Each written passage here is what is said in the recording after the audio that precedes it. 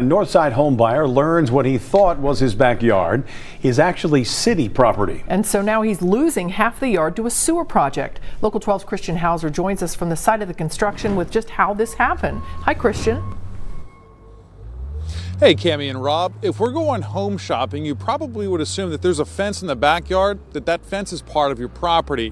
Well, the man that you're about to meet found out the hard way that's not always the case. In fact, he learned that the city of Cincinnati owned part of what he thought was his property for the past 15 years.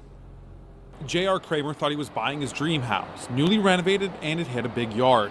But about a week after moving in, a neighbor came over to talk to him. I was planting flowers along the back fence, and he basically said, "You're planting flowers on city property." Cramer thought the neighbor was crazy because his yard had a fence around it. But he started checking with the auditor and the city website.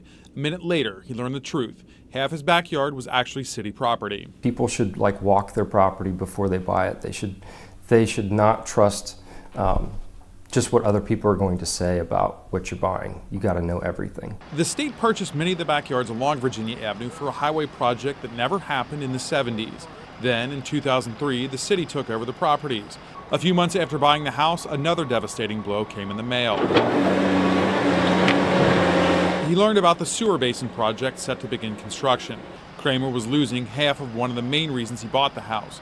He talked to some lawyers about any options he had. More bad news. They basically say that Ohio is a buyer beware state. The previous owner could have fenced in a mile back, and if you don't double check with the auditor and have your realtor do all the research, you're kind of out of luck. Cramer says if he had known the real size of the yard, he wouldn't have bought the house. He hopes sharing his story can prevent someone else from making a mistake like he did. And to be clear, the property was listed correctly on the contract. It's just that no one ever bothered to see if that fence actually was the property line. Now, as for the city not knowing about all these fences, and there's some sheds back here on this property, well, it says that they don't need a permit to build these privacy fences, so they never would have known about it unless someone makes a complaint about it.